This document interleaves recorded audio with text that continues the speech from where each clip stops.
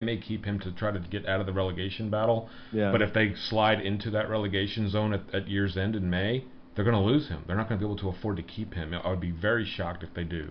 Yep. And so maybe that's the time when you maybe strike for a Benteke, but you don't want to overdo it. And then you end up with 4 or 5 strikers and have this, filthiness of riches, if you will, like Chelsea does. But with a club like Chelsea, you can have Didier Drogba and Loic Remy on the bench and keep them completely happy and content when you haven't lost a game after 12 or 13 matches and you're 9 points clear. When you're Tottenham, you end up with a bunch of really good players on the bench that think they should be making a difference, and there's no way of winning the battle of words with them to say, hey, no, you're content on the bench playing Europe or playing cup matches or whatever the case may be, because I'm going to play Harry Kane, Roberto Soldado right now. So that becomes a problem. Let's have a little chit chat about our Wednesday evening soiree with those wankers in West London. So, I watched the Sunderland Chelsea match and thought Sunderland played terrific. Had their chances actually to win that game.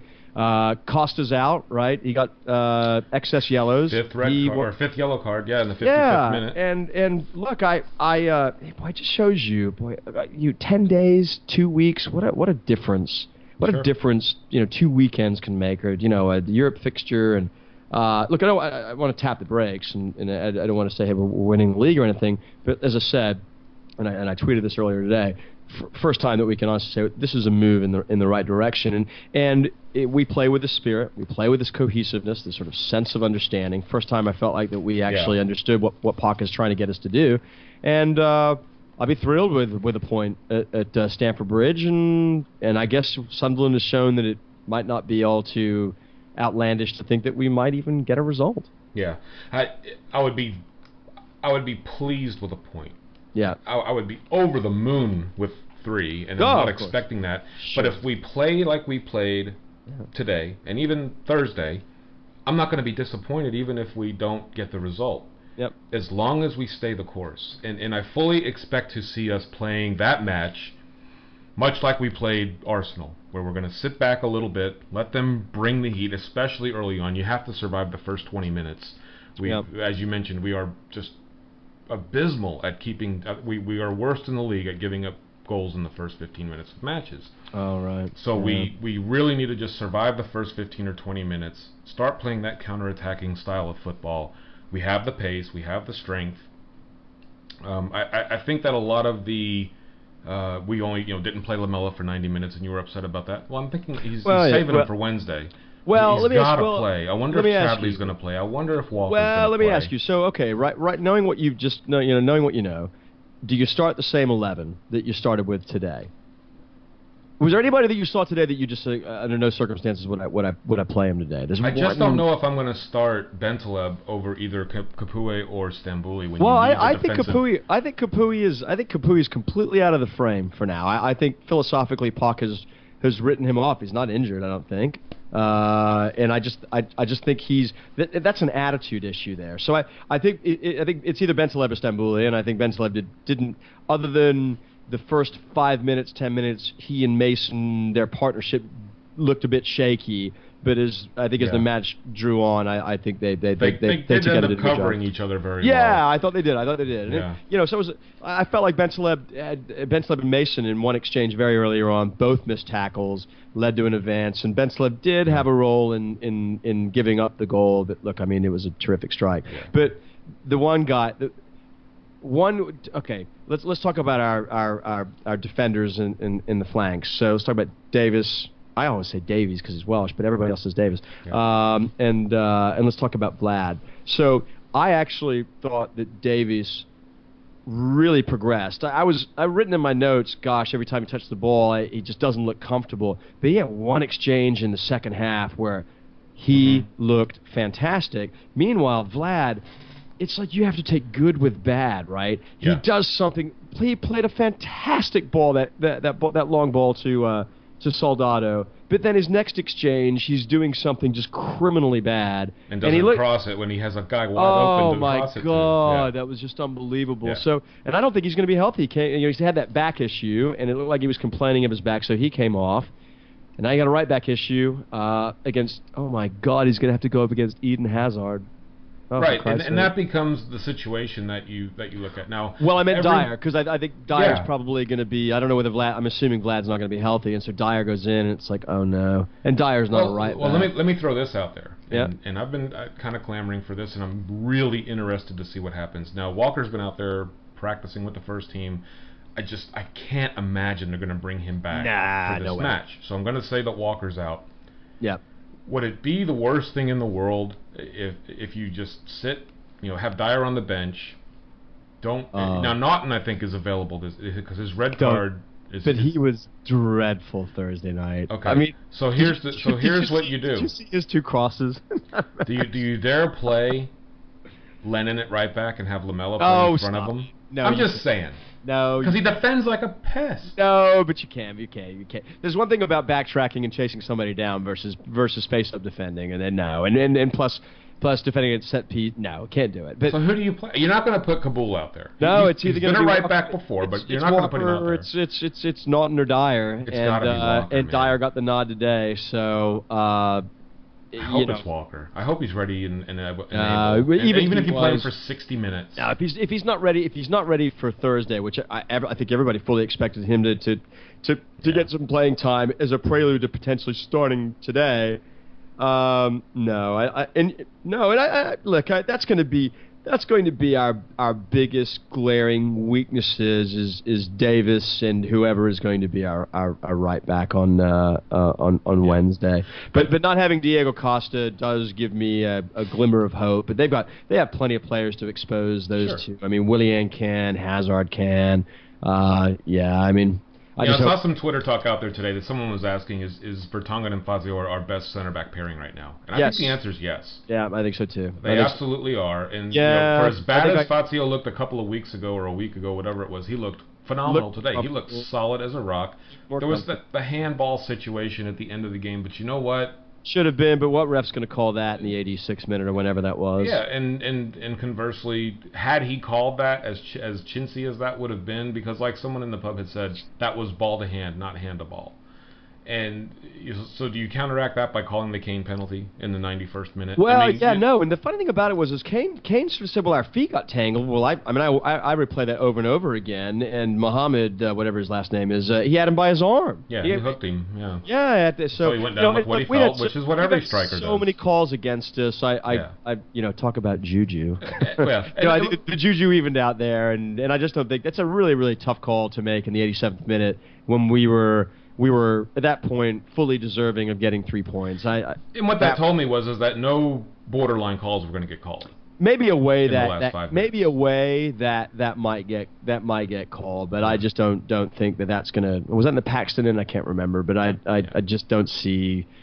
Yeah, it was, and the other thing was he didn't. Thank God he didn't have a clear view of it. So, and I don't think the Lino did either. So no, and it certainly wasn't as egregious as the Aguero foul in the Southampton-Manchester City game, where that was just blatantly missed. I mean, wide open, and I'll be very shocked if he's refereeing next weekend or maybe even the next 2 weekends. That referee may be sitting, but I don't think that the ref, I can't remember the name of the guy who worked today's game for Spurs and Everton. One of the youngest in the league, isn't he? Yeah, I don't think that he did anything wrong by no calling that, because he's behind the cross. He's in good position. He's in textbook position, but his linesman didn't say anything to him. Right. His fourth official didn't say anything to him. I don't think that there was anything. No, I thought it was the right call. I think given the situation, it would have been marginal, and more than anything else, he simply wasn't in a position to make the calls, and he didn't. So fine. Hey, I have to ask you this: agree that Poch has finally figured out that putting Eriksen in a Pirlo-esque like role. I think the one thing that Eriksen has figured out right has to come back and defend, at least show for defending. But in terms of our offensive movement and our progression into towards the opposition's goal, it seems that he has figured out that Eriksen is his man. Fair? Yeah. No, he has to be. That's the only I think that's the only right choice. Yeah. We are absolutely better. There's no question, and that's we flummoxed around for the first 10 or so games in the Premier League because he just didn't seem to want to play him or didn't have an appreciation for him. And I hate to use that American phrase, to be the quarterback, but he absolutely is. And between his guile, Soldado's interplay with Kane's ability to hold the ball up now, and now I think he's made a discovery with Lennon to bring in some sort of pseudo-wit. It doesn't really mean that Lennon necessarily has to provide fantastic service, but just somebody speedy on a flank that can come back and defend. Yeah. Yeah, I felt like this was his most complete from lineup to tactics, within a game. Park did very well today and showed that he, I guess it just takes time to kind of figure out. 80 made a comment today. I know we always mention 80. But 80 made a comment today on Twitter about how, he doesn't seem to understand, who his best lineup is. And, well, I think, there's probably some truth in that takes some time. And you know what? Bentaleb showed him that he has a place in the lineup today. So, we knew going into this season that the midfield was extremely deep. Yep. Your best 11, you know what? It's kind of a generic phrase for me. When you have so many, if you take those two out and put Capoue or Stambouli in the middle, or even if you wanted to put, Paulinho in there, who looked, I thought, really good Thursday. Yeah, right. You know what? Your best 11 may be contributions from 20 different players, depending on the situation and the opponent. Well, I'll just say this about Paulinho. He didn't look as dreadful as he has been. He still looked a bit confusing at times, but he didn't make any major mistakes. And today I felt like he played his role reasonably well. So yeah. So how do we beat Chelsea? Well, okay, I want to backtrack just a bit though, because I'm still contemplating when you were talking about the back line and the wings. Yeah. I'm enjoying watching Davies out there, and I'm going to tell you why. And he understands that he's a defender, and that was the one thing that kind of bothered. It's not that Rose has not defended well, but Rose in his brain thinks he's a winger, and he saw last year, at least under Sherwood. Remember, I don't know if you recall back, there was 2 or maybe 3 games where he took Walker and stuck him at right wing, in right midfield, and let him run that side over there when he had Naughton playing behind him. Mm. And it makes you kind of wonder if Danny Rose is thinking, man, I could be the next Gareth Bale. And I could, turn into a winger and then turn into, someone who plays up front in a 4-3-3 or a 4-4-1-1 or whatever the case may be, and be someone who can score a goal. I still think mentally that he is living as a defender in a striker's body in his own mind ever since he scored that goal against Arsenal to start his career off. I'll say this. I think the modern day left back or right back is now being asked to be speedy, get up the field, and provide good service. So I don't know whether it's so much that he rates himself, but I think he's been in systems where that's been somewhat demanding of defenders on the flank. But look, the truth of the matter is that we haven't had a left back, with the exception of, not even really Walker. Nobody really provides fantastic service from the flank. But you make a good point. Davis recognizes that he doesn't have speed, and that he's got to make up for that from being technically intelligent. Yeah. And I tell you what, I wrote in my notes as the match was going on, I was like, but he's a bit of a liability. He looks a bit shaky. He doesn't look like he has a lot of confidence. And then as the game, he's getting more and more confident. And boy, that second half. He a little bit of it. Crosses. Wow, he was the nuts there. Yeah, he was great. He looks good. And that's my point. Is I think that he realizes that he's a defender. Now he has to get forward, and there's reasons why he should get forward. But he also understands that his main job is to be a defender. Yeah, I agree. And I think that we've watched Naughton and we've watched Rose and we've watched all these players that look, they have their games where they are absolutely outstanding and fantastic. God bless them. I love them.